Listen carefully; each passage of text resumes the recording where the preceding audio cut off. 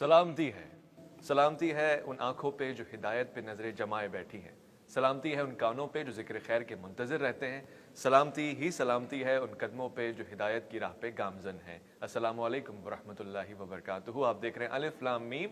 تمام تعریفیں خدائے بزرگ و برتر کے لیے جو وحد لا شریک ہے، اس کا کوئی ثانی کوئی ہمسر نہیں۔ درود لامحدود محبوب رب الودود راحت العاشقین مراد المشتاقین حضرت محمد مصطفیٰ، آپ کی آل پاک، آپ کے جانثار انصار اور اصحاب پر۔ خواتین و حضرات، الف لام میم کا یہ اسپیشل ایڈیشن جامع صدیقیہ میں ہے اور آج ہمارے ساتھ خصوصی مہمان ہیں مولانا منظور احمد مینگل صاحب۔ میں آپ کو خوش آمدید کہتا ہوں۔ السلام علیکم ورحمۃ اللہ۔ وعلیکم السلام ورحمۃ اللہ وبرکاتہ۔ بہت خوشی ہو رہی ہے، آج ہمارا یہ پہلا اتفاق تھا اس جامعہ کو دیکھنے کا۔ ہم نے بہت کچھ دیکھا جو عجائبات سے بھرپور ہے، مزارات سے بھرپور ہے۔ میں یہ جاننا چاہتا ہوں، آپ کا تعلق بھی بلوچستان سے ہے، وہاں زیادہ ضرورت نہیں ہے اس قسم کے اعلیٰ مدارس ہوں، شعبہ تدریس پہ زیادہ کام ہو، یا کراچی میں زیادہ ضرورت ہے؟ بلوچستان میں اس کی ضرورت ہے اور بڑی تعداد میں، وہاں کی عوام کی تعداد کے لحاظ سے الحمدللہ یہ کہ بہت کم ہو رہا ہے۔ اچھا، وہاں کی غربت اپنی جگہ پر ہے، ملک پسماندہ ہے، یہ باتیں تو طے شدہ ہے، لیکن ان تمام باتوں کے باوجود آپ کو حیرت ہوگی کہ بلوچستان میں مدارس کی ایک بڑی تعداد ہے، اور بلوچستان کے لوگ، یہی وجہ ہے کہ آپ نے دیکھا ہوگا کہ اس تعداد کے لحاظ سے بلوچستان میں دینداری بہت زیادہ ہے۔ بلوچستان ہی کی طلبہ آپ کو سندھ میں، پنجاب میں، آپ کو حیرت ہوگی خیبر پختون میں بڑے بڑے اداروں میں، جامعہ حقانیہ کوڑا خٹک ہے، پشاور کی دیگر ادارے ہیں، اور پورے خیبر پختون کے اندر مدارس میں آپ کو بلوچ اور پٹھان بلوچستان کے ملیں گے۔ میں یہ سوال پوچھنا چاہتا ہوں کہ یہ جو آپ کا خاص انداز ہے طنز و مزاح کا، یہی آپ کی شخصیت کی شناخت ہے، یا پھر لوگ اس حوالے سے آپ کو جانتے ہیں، دوسرا پہلو نہیں جانتے؟ دیکھیے، ایک مسخرہ ہے اور استہزاء ہے جس میں سامنے والے کی توہین ہو، تو اس کو شریعت بھی جائز قرار نہیں دیتی، اور اس کا ثبوت بھی نہیں ہے، اور اس پر ظاہر ہے کہ وعیدیں بھی ہے۔ دوسری چیز ہے مزاح اور خوش طبعی۔ تو احادیث کی کتابیں باقاعدہ، ترمذی حدیث کی کتاب ہے جامع الترمذی، اس کی جلد ثانی میں، اور اسی طرح دیگر حدیث کی کتابوں میں حضرت اقدس صلی اللہ علیہ وسلم کے خوش طبعی کے واقعات۔ اب ظاہر ہے کہ اس قسم کے مزاح اور اس قسم کے خوش طبعی وہ تو آدمی اپنے گھر میں بھی کر سکتا ہے عام دوستوں کے ساتھ، لیکن طلباء ہے، آپ کو یہ حیرت ہوگی کہ باقی کسی کے ہاں شاید یہ ہے کہ 1 گھنٹہ کوئی بڑی کتاب پڑھا رہا ہے۔ میں یہاں آیا ہوں، دور حدیث تو آپ نے سنا بھی ہوگا کہ اداروں میں 14 اساتذہ دور حدیث پڑھاتے ہیں۔ میں یہاں آتے ہی 2-3 سال میں نے اکیلا دور حدیث پڑھا ہے، اور اس سے پہلے والے کلاس میں جیسے کہ آپ تشریف لائے تھے مشکات، وہ بھی پڑھاتا رہا ہوں، اور مفتی حضرات کے جو کورس ہے وہ بھی پڑھاتا رہا ہوں۔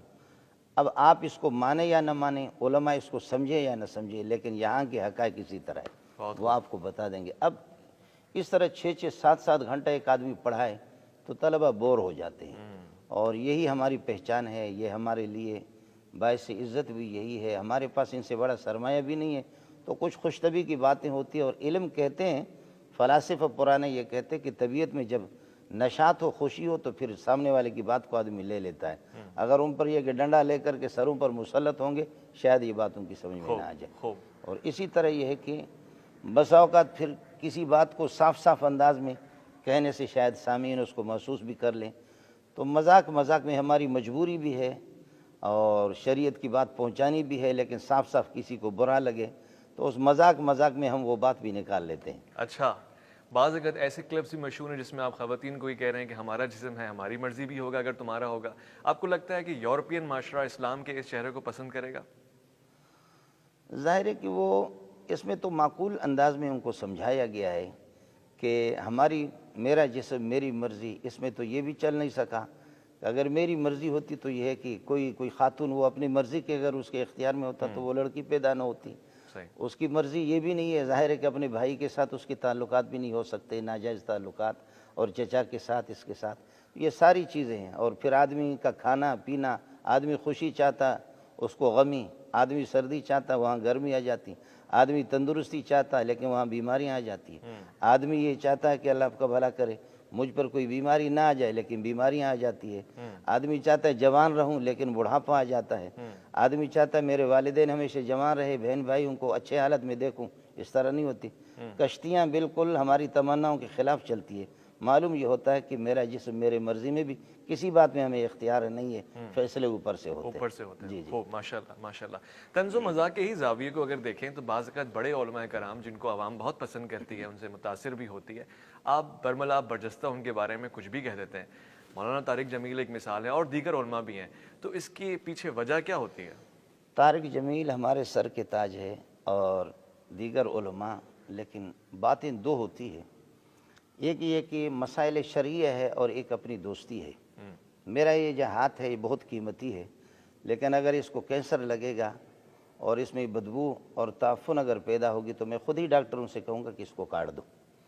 اس لیے علماء ہمارے بعض وہ پٹری سے جب ٹل جاتے ہیں, کئی دفعہ حضرت سے میری پرانی دوستی ہے اور ہم نے حضرت کو کئی دفعہ کہا بھی ہے کہ مسائل شرعیہ میں ظاہر ہے کہ پوری شریعت کا اور احادیث کا احاطہ اور علوم تفسیریہ کا احاطہ نہ میرے پاس ہے نہ کچھ, لیکن آدمی اپنے سے بڑے علماء کے ساتھ کوئی بات کر دیتا ہے تو علماء کو اعتماد میں لینا. کئی دفعہ حضرت کو تنبیہ بھی کی, حضرت ہمیں دوست تھا اور ہے اور رہے گا بھی, لیکن یہ ہے کہ آپ سے کہا گیا کہ یہ غلط تفسیر ہے, یہ اس طرح نہیں ہے, محققین اور محدثین مفسرین کے مطابق نہیں ہے. اس بات کو سر عام جیسے آپ نے کہا ہے, ایک بہت لوگوں نے منفی انداز میں اس کو لیا ہے, اس کی آپ اصلاح کر لیں, لیکن شاید حضرت نے توجہ نہیں دی, ہماری بدقسمتی. اس وجہ سے جیسے سر عام اس نے یہ غلط بات وہ اس کی زبان سے نکلی تو ہم نے بھی سر عام اس کی تردید کی. ملک پاکستان کے حوالے سے آپ کی کیا رائے ہے؟ اگر آپ خود بحیثیت وزیر اعظم کسی عہدہ سنبھال لیں تو سب سے پہلا کام کیا کریں گے؟ ظاہر ہے کہ ملک بنا ہے اسلام ہی کے نام پہ, پاکستان کا مطلب کیا, لا الہ الا اللہ, اور ہم مسلم ہیں اور مومن ہیں, اور مسلم اسلام سلامتی بانٹنے والے. کوشش یہی ہوگی کہ کسی کو کوئی تکلیف نہ پہنچے. ترجیحات کیا ہوں گی آپ کی؟ ترجیحات یہی ہے, ہماری ترجیحات محمد رسول اللہ کے قدموں میں جس طرح میں بھی اس کی نقل اتاروں گا, یہی کوشش ہوگی کہ امت کو تکلیف نہ پہنچے, اور امت کو بتائیں گے کہ اس بھنور سے اور ان پریشانیوں سے, اس تشویشناک صورتحال سے نکلنے کا طریقہ کیا. اپنی بھی کوشش ہوگی اور اپنے ماتحت والوں کو بھی اسی کے پابند کریں گے. سب تمام مسائل کا حل اسی میں ہے. اسلام سلامتی ہے, ایمان امن فراہم کرتا ہے, اور اس میں کوئی دہشت گردی, کوئی پریشانی, کوئی ٹینشن بھی نہیں ہے. آپ کو حیرت ہوگی, 800 سال ہماری حکومتیں رہی, شاید آپ تاریخ میں معلوم کریں, 800 سال کے اندر لاکھوں کروڑوں انسان مسلمان, لیکن یہ کہ صرف 11 چوریاں ہوئی ہیں. اگر آپ کو تاریخ اس سے زیادہ معلوم ہو مجھے بتا دینا. 800 سال میں 800 سال کے اندر صرف 11 چوریاں ہوئی ہیں. اگر یہاں 8 وقت کی نماز ہوتی ہے, مسجد کے آگے سے ساری چپلیں جوتے غائب ہو سکتی ہیں. بس یہی ہے نا کہ وہ اسلام کو ایک زبانی حد تک تو ہم نے لایا ہے. لا يبقى من الاسلام الا اسمه ولا يبقى من القرآن الا رسمه. اسلام کا نام رہے گا, قرآن کے نقشے رہیں گے, مساجدہم عامرۃ, مسجد آباد ہوں گے, وہی خراب من الہدیٰ, لیکن ہدایت ان کے اندر اور دین اور تقوی اور طہارت یہ چیز نہیں ہوگی.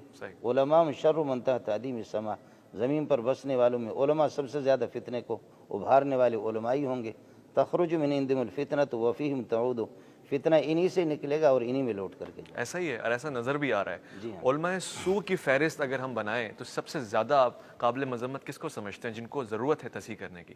دیکھیے کہ یہ سروے تو بہرحال آپ حضرات چونکہ میڈیا سے آپ کا تعلق ہے, یہ سروے تو آپ ہی کریں گے. جو قرآن و سنت سے ہٹا ہوا ہے بالکل, یعنی نماز ہے, واضح ہے, روزہ ہے, زکوٰۃ ہے, حج ہے, ایمانیات ہے, اخلاقیات ہے, معاملات ہے, معاشرات, ساری چیزیں بالکل قرآن و سنت میں واضح ہے. جو ان سے ہٹا ہوا ہے ظاہر ہے کہ وہی علماء سو ہے, اور کون. صحیح ہے. جی. مدارس کے حوالے سے آج کل کی جو حکومت ہے, خاص طور سے عمران خان صاحب کا موقف بڑا کلیئر ہے, اور حکومت نے ابھی آپ کو پتہ ہے کہ وقف الاملاک ایکٹ بھی اسلام آباد میں نافذ ہوا ہے. تو عمران خان صاحب کی پالیسیز کو کیسا دیکھ رہے ہیں؟ دین کے حق میں جا رہی ہیں اور ساری باتیں اصلاح کی طرف ہیں؟ بظاہر تو کوئی ہم کوشش تو کر رہے ہیں, لیکن کہیں اخلاص اور اس کی نیک نیتی معلوم نہیں ہو رہی ہے. باقی کامیابی اس کو کہاں تک ہو جاتی ہے, اللہ کی ذات سے کبھی امید ہے کہ ان سے پہلے بھی آئے, ہر ایک نے یہ کہ اس بھیک مانگنے والے, چندہ کرنے والے مولوی کے گلے دبانے کی کوشش کی ہے, لیکن وہ اسی طرح یہاں سے چلے گئے. انشاءاللہ یہ بھی اسی طرح ہوں. خوب، ایک مختصر سے وقفہ لیتے ہیں. میں اب تک حیران ہوں کہ کافی طویل گفتگو ہوئی ہے، تشنگی باقی ہے، مگر منظور احمد مینگل صاحب نے اب تک ایک لطیفہ مجھے نہیں سنایا. میں وہ سننے کا طلبگار بھی رہوں گا. علمی گفتگو بھی ہوگی. ایک مختصر سے وقفہ الف لام میم میں آپ کا انتظار ہے.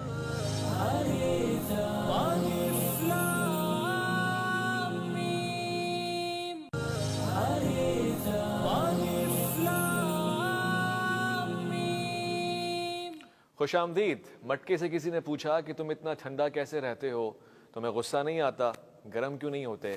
تو مٹکے نے کہا کہ جو چیز مٹی سے بنی ہو اس پہ زیب نہیں دیتا کہ وہ تکبر کرے یا گرمائش کا اظہار کرے. اس کو تو عاجزی اور انکساری کے ساتھ رہنا چاہیے، ذہن بھی اور فکر بھی اور خیال بھی اور خود اپنی ذات میں بھی. میں نے مولانا صاحب سے جو چند باتیں سیکھی ہیں وہ یہ ہے کہ آپ کی شخصیت میں خوبصورتی ہے. جب آپ خشیت الہی کی طرف توجہ دلاتے ہیں تو پھر اس کا روب اور اس کا اثر آتا ہے، مگر جب آپ معاملے کو تھوڑا حساس یا لطیف کر کے پیش کرتے ہیں تو اس کا بھی رنگ آتا ہے. مولانا صاحب، یہ آپ کی گفتگو میں خداداد صلاحیت ہے، لوگ آپ کی گفتگو سے متاثر ہوتے ہیں، مگر وہاں پہ بعض کا تعصب، فرقہ اور یہ سب چیزیں بھی بڑی نمایاں نظر آتی ہیں، جس کی وجہ سے مجھ جیسا عام آدمی دو قدم پیچھے لے کے سوچتا ہے کہ کیا میں صحیح جگہ پر ہوں. کیا وجہ ہے؟ دیکھیے کہ ہمارے ہاں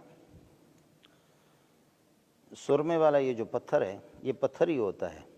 میں بلوچستان ضلع خوزدار کا وڈ اخترجان کا جو علاقہ ہے، منگل علاقہ، ہمارے پہاڑوں میں یہ پتھر ہوتا ہے. تو جو پہچاننے والے قدردان ہیں وہ اس پتھر کو دیکھ کر کے وہ اس کو صاف کر کے پھر لے جا کر کے پیس کر کے اس کو آنکھوں میں بساتے ہیں. لیکن کچھ ناواقف ہوتے ہیں کہ اسی پتھر کو اٹھا کر استنجا اس سے خشک کرتے ہیں. تو بس یہ کہ جو قدردان ہے، جو بات کو جانتے ہیں، ان کے ہاں قدر ہے. باقی یہ کہ آپ سمجھے کہ سارے کے سارے لوگ آپ کی قدر کریں تو یہ مشکل ہے. یہ کہ جن کا ذہن پہلے سے اگر مثبت ذہن ہے، خالی ذہن ہے، تو الحمدللہ مخالفین کی تعداد بہت کم ملے گی. مسلمان طبقے میں انشاءاللہ زیادہ تر ہی آپ کو پسند کرنے والے ہی ملیں گے. مولانا صاحب، یہ بھی سننے میں آیا کہ آپ کو ایک سعادت حاصل ہوئی، ام المومنین جناب حضرت عائشہ رضی اللہ تعالیٰ عنہا کی زیارت خواب میں آپ کو نصیب ہوئی. اس حوالے سے کچھ بیان فرمائیے گا. سفر کے دوران یہ ہے کہ کچھ شاید اس طرح جیسے ہمارے بحث مباحثہ ہو گئے تو شاید کچھ اس طرح محسوس ہو گیا کہ سامنے والا شاید آپ کی شخصیت کو قبول نہیں کر رہا، تو اس کے دفاع میں پھر کچھ آیتیں، میں قرآن کا حافظ ہوں، جی ماشاء سورہ احزاب کی اور دیگر آیتیں، تو ازواج مطہرات کی شان میں وہ میں پڑھتا رہا. تو رات ہی کو آپ کو میں نے خواب میں دیکھا، لیکن یہ کہ آپ کالے برقع میں تھی اور کالی چادر تھی، اور صرف مجھے اتنا بتایا گیا کہ آپ کی والدہ آ گئی ہے. باقی یہ ہے کہ چہرے مبارک کی زیارت میری مائیں کراتی نہیں کسی کو. وَإِذَا سَأَلْتُمُوهُنَّ مَتَاعًا فَاسْأَلُوهُنَّ مِنْ وَرَاءِ حجاب. یہ تمہاری روحانی مائیں ہیں، صحابہ کو خطاب ہے. تب بھی اگر آپ کو کچھ مانگنا ہے، کوئی بات معلوم کرنی، پردے کے پیچھے. اس لیے اماں جی کے چہرے کی زیارت نہیں ہوئی. اتنا مجھے بتایا گیا کہ، اور وہ قد وہ سب کچھ میرے ذہن میں ہے، تو اس وجہ سے باقی چہرے کی زیارت یہ. گفتگو کیا ہوئی؟ صرف اتنا سا بتایا گیا. میں عرض کر رہا ہوں چونکہ وہ آیتیں کچھ ان کی ازواج مطہرات کی شان میں پڑھتا تھا، تلاوت کرنے والا میں ہی تھا، مختلف آیتیں اس طرح. تو بس شاید میں کچھ نالائق سے مجھ سے جو ہو سکا کہ میں نے دفاع جو اماں جی کی تو اس پر یہ ہے کہ اللہ نے اتنا انعام کیا. مجھے بتایا گیا کہ آپ کی والدہ آ رہی ہے، بس میں کھڑا ہو گیا، استقبال کے لیے دیکھا، اور زیادہ نہیں تھا. ماشاءاللہ. یہ اکرام کہ آپ لال مسجد کی طرح اپنے سفر کو لے کے چل رہے ہیں، اور بہت سارے مقامات پہ آپ گورنمنٹ کو چیلنج دیتے ہیں. ایک جگہ پہ تو آپ نے کہا آؤ اگر بلڈوزر چلا سکتے ہو تو چلاؤ، میں یہاں بیٹھا ہوا ہوں، باہر لگا دوں گا خیمہ. یہ انداز مناسب ہے؟ نہیں، انداز تو شاید یہ جملہ تو میرے آپ نے سن تو لیا، لیکن وہ ہمارے دوست ہے، ہم اس کو ویلکم کہتے رہے. اور وہ یہ کہ قومی اسمبلی کے ممبر بھی ہے، اور اس کی تائید بھی میں نے کی. اور خدا جانے کہ اس نے کوئی گرم چیز کھائی ہوگی بر وقت، اس نے بھی اسمبلی میں کوئی غلط بات کی، تو اس کا یہ رد عمل کے طور پر یہ کہا گیا ہے. لیکن یہ تو آپ کو معلوم بھی ہے کہ شاید یہ کہ یہ آپ سمجھے کہ یہ طلباء یہ اس بلڈنگ کی وجہ سے آ گئے یا اس سے. تو میں صرف یہ بات بتانا چاہ رہا تھا کہ یہ بلڈنگ اگر آپ ہٹائیں گے، میدان پہ ہمیں بٹھائیں گے. ویس بھائی آپ کو حیرت ہوگی کہ یہاں یہ چھپرا تو آپ نے دیکھا کہ جس میں طلباء کھانا کھا رہے، اس قسم کے چھپرے، اس قسم کے خیمے، اور یہاں یہ تقریباً 40 تک کمرے، ادھر بھی آپ نے دیکھا ہوگا، ادھر طلباء نے اپنے پیسوں سے بنائے یہ چھپروں میں رہتے ہوئے. اور اگر اس کو آپ آزمانا چاہیں تو یہاں لا کر کے کسی شاید یہ کہ وہ سرکاری مولوی کو اگر آپ بٹھائیں اور مجھے روڈ پہ لے جائیں، پھر دیکھتے طلبہ یہاں رہتے اس بلڈنگ کے لیے یا میرے پیچھے آتے، یہ آزما کر کے اس کو کوئی بھی دیکھ لے۔ دوران گفتگو میں نے ایک طالب علم سے، بلکہ کئی سارے طلباء سے میں نے یہ سوال پوچھا کہ کون سے فرقے کو سب سے زیادہ قابل مذمت سمجھتے ہیں، تو سب نے یک زبان ہو کے ایک فرقے کا نام لیا۔ آپ کو نہیں لگتا کہ بڑا تعصب اور فرقہ واریت بھی وہیں پہ جنم لے رہی ہے؟ وہ 400 طلاب فرشتے بھی ہو سکتے ہیں، خیر البشر کی فہرست میں بھی آ سکتے ہیں، اور شیطان بھی تو بن سکتے ہیں۔ ویسے آپ اس بات کو نوٹ کر لیں، ہم لوگ تو چونکہ کتابیں پڑھنے پڑھانے والے لوگ ہیں، فرقہ اور تفرقہ فرقے بنتے ہیں ایمانیات کے مسئلے پر، کہ ایمان سے جو ہٹے ہوئی ہے وہ فرقہ ہوتا ہے، اور فرعی مسائل میں جو اختلاف ہوتا ہے اس کو وہ مذہب کا اختلاف کہتے ہیں۔ شافعی ہے، مالکی ہے، حنبلی ہے، حنفی ہے، اور بہت سے کچھ یہ کہ ہمارے اور بہت سے طبقے ہیں اس ملک میں بسنے والے، جن کو بعض لوگ فرقے ہی کہتے، وہ فرقہ نہیں ہے، وہ مذاہب ہے۔ اور مذاہب کا اختلاف یہ کوئی ناپسندیدہ مضموم نہیں ہے۔ فرقہ یہودیت اور نصرانیت اور اسی طریقے پر بدھ مت، یہ ہے، یہ فرقے ہیں۔ لفظ فرقہ کہاں استعمال کرنا ہے؟ قرآن اور سنت کی اصطلاح میں، اور یہ ہے کہ مذہب کہاں پر استعمال ہوگا؟ یہ جو ہمارے بعض اختلافات ہیں، یہ اختلاف مذہب کا ہے۔ یہ ثواب، صاد کے ساتھ کہہ رہا ہوں، ثواب درست اور خطا، اس کا اختلاف ہے، اور یہ حق و باطل کا اختلاف نہیں ہے۔ اب یہ لوگ اس درمیان میں آ گئے، لوگوں نے، اللہ آپ کا بھلا کرے، اس کو غلط رنگ دے دیا۔ اب فرقہ کس کو کہتے، تفرق، اور یہ کہ مذہب کیا ہے، ان میں فرق نہ کرنا، یہ ایک بہت بڑا مسئلہ ہے، وہ میں نے آپ کو بتا دیا۔ یعنی پاکستان میں موجود کسی بھی اسلام کی حدود میں رہنے والے مسلک کے لیے آپ کی طرف سے کوئی نفرت آمیز جملہ نہیں ہے؟ نفرت آمیز نہیں ہے۔ شاید آپ کے علم میں یہ بھی ہو کہ پچھلی حکومت میں، اور یہ سینٹ سے اور قومی اسمبلی سے باقاعدہ منظور ہوا کہ اسکولوں میں اور کالجوں میں 6ٹھی جماعت سے لے کر 12ویں تک قرآن مجید کا ترجمہ ہوگا۔ صحیح۔ اب تو ترجمہ تو لازمی ہے 6ٹھی سے لے کر 12ویں تک، لیکن یہ کہ اب ترجمہ کس کا، بریلوی کا ہو یا جماعت اسلامی کا ہو یا اہل حدیث کا ہو یا دیوبندی کا ہو یا شیعہ کا ہو، تو آسمان سے تو گرا لیکن کھجور میں اٹکا۔ عورتوں کے حوالے سے بہت سے ناقدین کا یہ کہنا ہے کہ منظور احمد مینگل صاحب بہت ہی سخت اور ناپسندیدہ رویہ اختیار کرتے ہیں، طنز و مزاح، کبھی مذاق کبھی کچھ، یہ سچ ہے؟ نہیں، یہ بالکل اس کے خلاف ہے۔ میں اسی ضمن میں، تقریر کے ضمن میں اپنی بہنوں کو اور اپنی ماؤں کو یہ بتانا چاہ رہا ہوں کہ سونے بھی دکھانے کی چیز نہیں ہے، چاندی بھی کوئی کسی کو دکھاتا نہیں ہے، یہ پھر بھی بے قیمت چیزیں ہیں۔ میری ماں اور میری بہن کو اللہ نے جو مقام دیے، چاہیے کہ سورج اور چاند بھی اس کے چہرے کو نہ دیکھے، اپنی قیمت کو پہچان لو، گھر میں رہو۔ ماشاءاللہ۔ بس یہی ہے، یہ اس خاتون کی قیمت ہے۔ اور ہماری مائیں اپنے مقام کو اگر سمجھے، رابعہ بصریہ سے کسی نے کہا کہ عورت کی تو کوئی حیثیت نہیں ہے، 1.25 لاکھ انبیاء آئے ہیں، وہ مرد ہی آئے ہیں، اور کوئی خاتون نبیانی بن کر کے آج تک نہیں آئی۔ تو اماں جی نے بڑا پیارا جواب دیا، تو انہوں نے کہا کہ انبیاء سے پتہ کرو کہ وہ کن کی اولاد ہے۔ اللہ اکبر۔ تو ماں کو، اور ماں کو عربی میں کہتے اصل، تو کائنات کی اصل تو ہے ہی انسانوں کی ماں ہی ہے، ماں کا ایک مقام ہے۔ یہ جو بورڈوں پر تصویریں میری ماں اور بہنوں کی بنا کر کے ٹافی کسی کو بیچنا ہے، مسالہ اگر کسی کمپنی کو بیچنا ہے، تو وہ خاتون کی تصویر ہم کرے، اس طرح ہماری ماں بہن کی توہین نہ کرو۔ یہ تو ہم تو اس کی عزت کے لیے فریاد کر رہے ہیں، اس کی مقام کے لیے، کاش کہ میری مائیں اپنے مقام کو پہچان لیں۔ کہتے ہیں علماء کرام، مولوی حضرات، خاص طور سے 2020 میں رہنے والے، ایک سے زائد شادیوں پہ بھروسہ رکھتے ہیں، تو آپ نے کبھی اس حوالے سے غور نہیں کیا؟ ایک سے زائد شادیاں یعنی کثرت سے ازواج ہوں اور اس کے بعد گھر منظم چل بھی رہا ہو؟ اگر ڈرپوک ہو تو پھر ایک شادی کرو، اور اگر مردانگی ہے تو 2 کرو، 3 کرو، 4 کرو۔ اس کا یہ مطلب چوتھے ہے پارے میں 3 گنا زیادہ مردانگی ہے، 3 شادیاں آپ کی ہیں، اور وہ عدل تو بھی آپ کرنے میں آپ کامیاب مانے ہو یا نہ مانے ہے اسی طرح۔ عدل کرنے میں کامیاب ہو جاتا ہے مرد، آپ کی مثال دیتے ہوئے؟ دیکھیے کہ اگر کمی بیشی ہو تو وہ انہی کا حق ہے، وہ باقی اویس بھائی نہ پوچھیں، وہی پوچھ سکتے ہیں۔ بہت اچھی گفتگو چل رہی ہے خواتین و حضرات، اور میں بہت لطف لے رہا ہوں، کوشش کر رہا ہوں کہ یہ سلسلہ جاری و ساری رہے۔ ایک مختصر سے وقفہ لیتے ہیں، لوٹ کر آئیں گے تو مزید سوالات پوچھیں گے، وہ سوالات جو آپ نے بھیجے ہیں اور وہ سوالات جو دل میں ہیں۔ ایک مختصر سے وقفہ، الف لام میم میں آپ کا انتظار رہے گا۔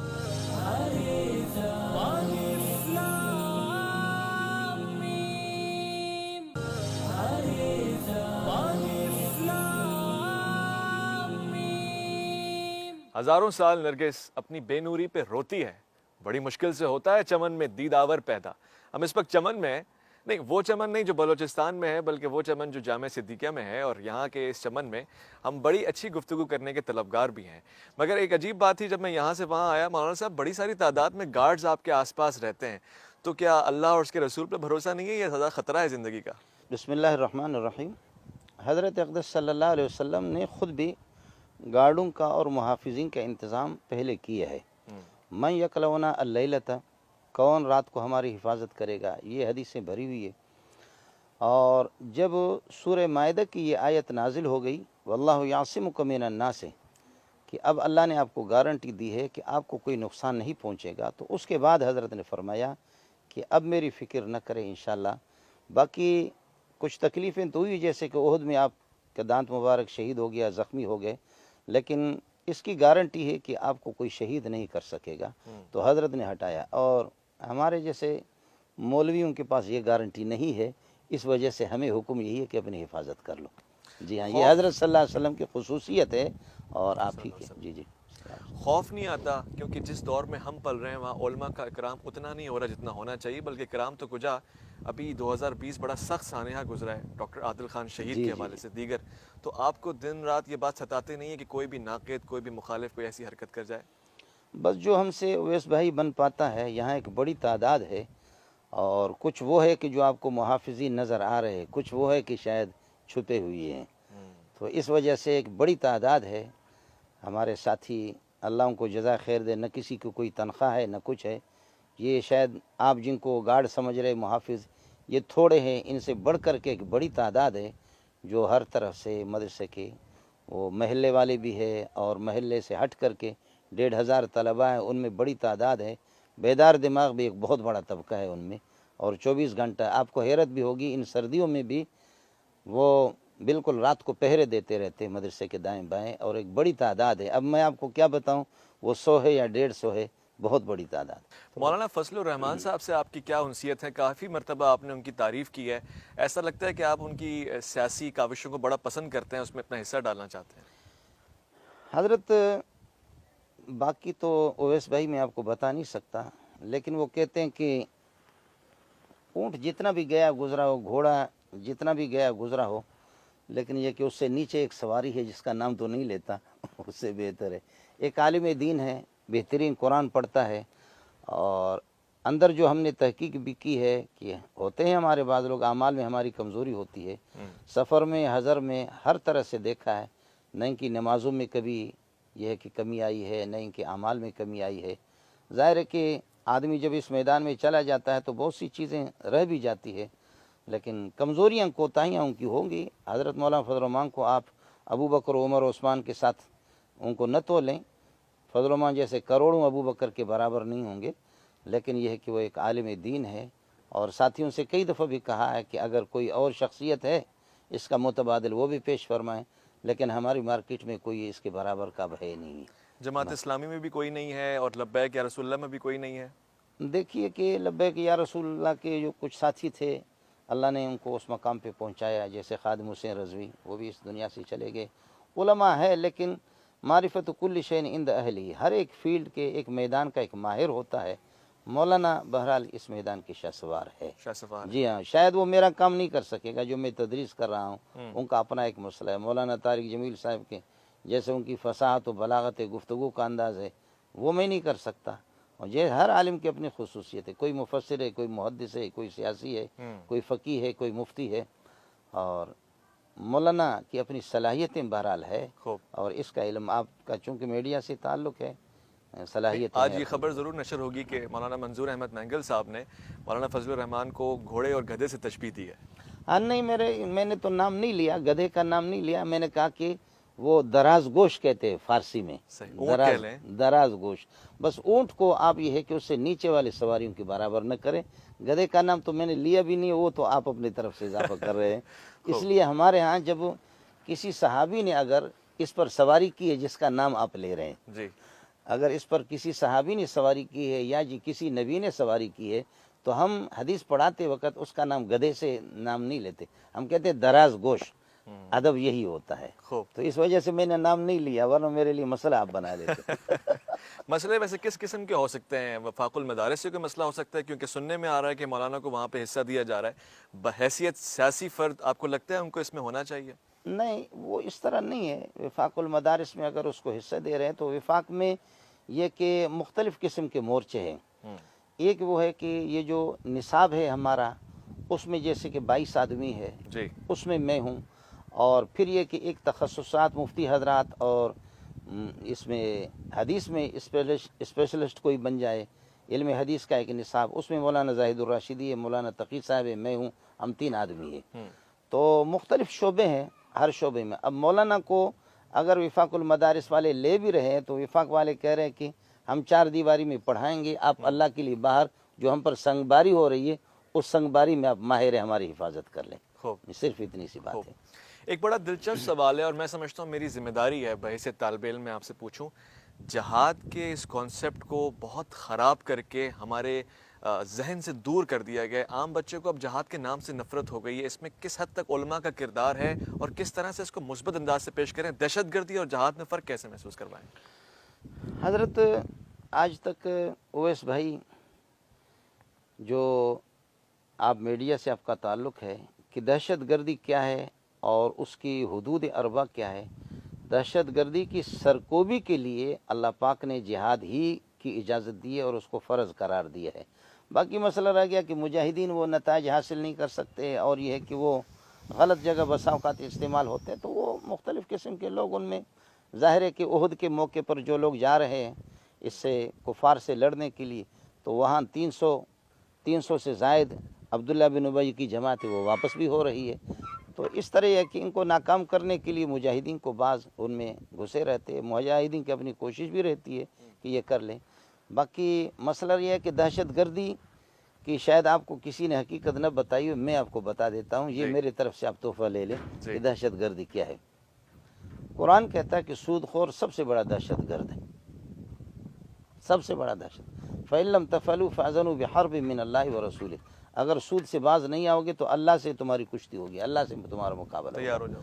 انما جزاء الذین یحاربون اللہ ورسولہ, اللہ رسول سے جو لڑتے ہیں ان کی جزا یہ ہے کہ ان یقتلوا, اگر انہوں نے قتل کیا لوگوں کو تو ان کو قتل کیا جائے, او یصلبوا, اور اگر مال بھی لیا ہے اور قتل کیا تو سولی پہ ان کو لٹکایا جائے, او تقطع ایدیہم وارجلہم, یا ان کے ہاتھ پاؤں کاٹیں جبکہ چوری کر رہے ہیں, او ینفوا من الارض, یا لوگوں کو خوف ہراس میں مبتلا کرتے ان کو جلا وطن کر دیا جائے, یہ بھی دہشت گرد ہے.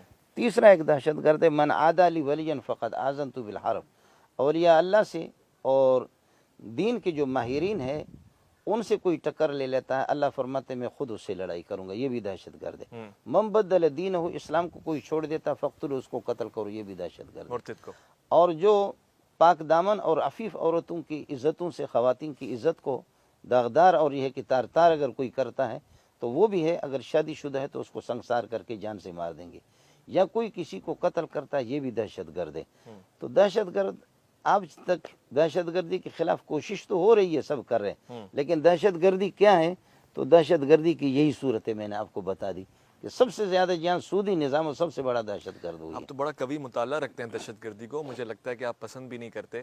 حالیہ بلوچستان میں ہونے والے مچ کے واقعے اور کوئٹہ کے اوپر تسلسل کے ساتھ جو واقعہ ہے تو اس پہ آپ نے مذمت نہیں کی؟ نہیں, مذمت تو خیر ہم نے کی ہے, لیکن شاید ٹیلی ویژن کی سطح پر میں نے نہیں کیا.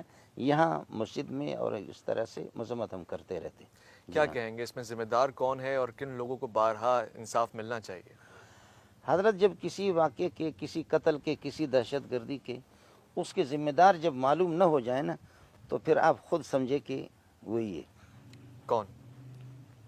بس آپ سمجھے کہ جس کے قاتل اس قسم کے ہے کہ, دیکھیں میں آپ سے صرف یہ سوال پوچھوں گا کہ ہمارے اس ملک میں, یہاں صدر میں, کراچی میں اور لاہور میں, اسلام آباد میں لاکھوں یہودی, نصرانی, برطانیہ, فرانس, مغرب کے لوگ, سال میں کتنے غیر مسلم یہاں قتل ہوتے ہیں؟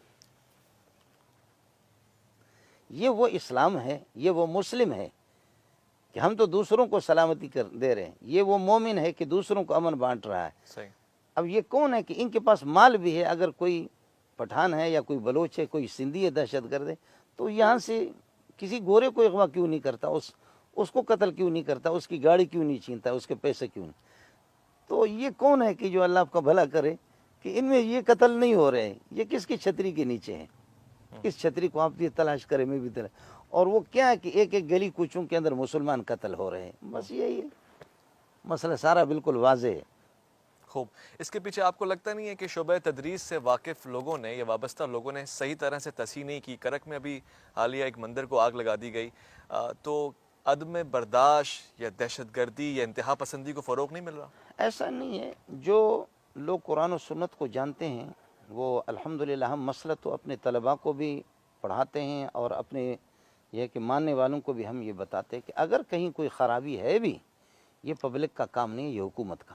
آپ حکومت بالکل اس کارروائی کی پبلک کو قطعاً ہم اجازت دیتے نہیں ہے. شریع اگر کوئی مرتد ہے فرض کر لو, تب بھی عام آدمی کو اس کو قتل کرنے کی اجازت قطعاً نہیں ہے. عام آدمی کو نہیں, عام آدمی کو اجازت نہیں ہے, پبلک کو اس کی اجازت نہیں. یہ قاضی اور حکومت وقت کا کام ہے. اور کوئی توہین رسالت کر رہا ہے تب عام آدمی کے اوپر کوئی ذمہ داری آتی ہے؟ ہاں, عام آدمی بھی اگر توہین رسالت کوئی کر رہا ہے اور اس کو کوئی اگر قتل کر رہا ہے, اللہ کے یہاں شاید اس کی گرفت نہ ہو, لیکن قاضی مفتی اس کی گرفت کرے گا. بہرحال عام آدمی کو اجازت نہیں ہے.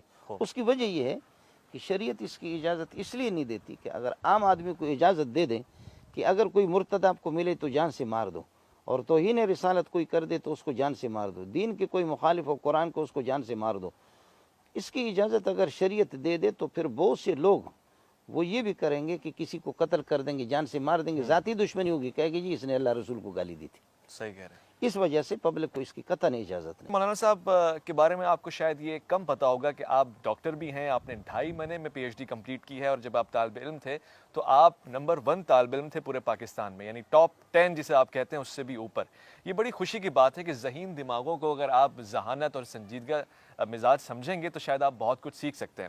مگر مولانا صاحب ایک خلاف بھی آپ سے یہ کیا جاتا ہے کہ آپ تعلقات کی پرواہ نہیں کرتے. میں آپ سے مل کے گیا, کوئی اور مل کے گیا, اس کے بعد آپ ویڈیو پہ جو چاہتے ہیں کہہ دیتے ہیں, اس کے بعد اس کا مذاق بھی اڑاتے ہیں, تذلیل بھی کرتے ہیں. نہیں, اس طرح یہ بالکل غلط بتائے. یہ میرا ہاتھ مجھے بہت محبوب ہے, اور یہ ہے کہ پاؤں میرا محبوب ہے, لیکن پھوڑا دانہ اگر تو اس کی جراحی ہوتی ہے, ڈاکٹر کے پاس لے جاتے ہیں, تو اس لیے ہمارے بہت سے محبوب ہے. لیکن کہیں کوئی شرعی بات آ جاتی ہے اور کو غلطی پر منکر, جو میں دیانتاً جو سمجھتا ہوں کہ یہ غلط ہے, تو اس پر تھوڑی سی جراحی ہوتی ہے, ورنہ یہ ہے کہ سب ہمارے سر کے تاج ہے. میں آخر میں ایک چیز تبرکاً آپ سے لے کے جانا چاہتا ہوں. بہت سے افراد یہ سننا چاہتے ہیں کہ ڈاکٹر منظور احمد مینگل صاحب قاری کی حیثیت میں کیسے سنائی دیتے ہیں, تو اگر آپ ہمیں یہ شرف بخشیں تو ہمارے لیے بڑی سعادت کی بات ہوگی. اعوذ باللہ من الشیطان الرجیم, بسم اللہ الرحمن الرحیم. اللہ لا الہ الا هو الحی القیوم لا تأخذه سنة ولا نوم له ما في السماوات وما في الأرض من ذا الذي يشفع عنده إلا بإذنه يعلم ما بين أيديهم وما خلفهم ولا يحيطون بشيء من علمه إلا بما شاء وسع كرسيه السماوات والأرض ولا يؤوده حفظهما وهو العلي العظيم.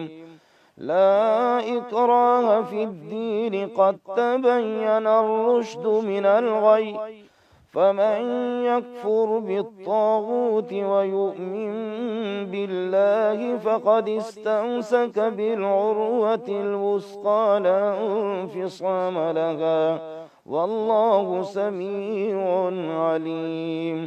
الله ولي الذين آمنوا يخرجهم من الظلمات إلى النور والذين كفروا أولياؤهم الطاغوت يخرجونهم من النور إلى الظلمات أولئك أصحاب النار هم فيها خالدون. صدق اللہ العظیم۔ سبحان اللہ سبحان اللہ۔ کوئی بھی آپ کے ساتھ بیٹھ کر اگر ان خالص سماعتوں کو دل میں بسائے تو مجھے نہیں لگتا کہ وہ آپ سے محظوظ ہوئے بغیر رہ سکتا ہے، آپ سے متاثر ہوئے بغیر رہ سکتا ہے۔ یہ ڈاکٹر منظور احمد مینگل صاحب تھے، اللہ ان کے سائے کو ہم پر سلامت رکھے، اس جامعہ کو سلامت رکھے۔ یہاں سے آنے والے دنوں میں اللہ نہ کرے کہ کوئی ایسا فرد نکلے جس سے معاشرہ بری طرح سے متاثر ہو، بلکہ اچھے تاثرات چھوڑے، علمی دنیا کو مزید تنوع اور ترقی عطا فرمائے۔ میری خواہش ہے کہ الف لام میم کے اس پروگرام کے ذریعے میں آپ کو ایک ایسا خوبصورت چہرہ دکھاؤں اسلام کا بھی اور اس پاکستان کا بھی۔ میں اس میں کس حد تک کامیاب ہوا اس کا فیصلہ آپ نے کرنا ہے۔ انشاءاللہ ایک اور انداز سے آئیں گے، ایک اور سوال کے ساتھ آئیں گے۔ تب تک کے لیے اپنا بہت خیال رکھیے گا، اللہ کے فرمان کا، ملک پاکستان کا، اور سب سے بڑھ کے دوسروں کی جان کا۔ اللہ کی امان۔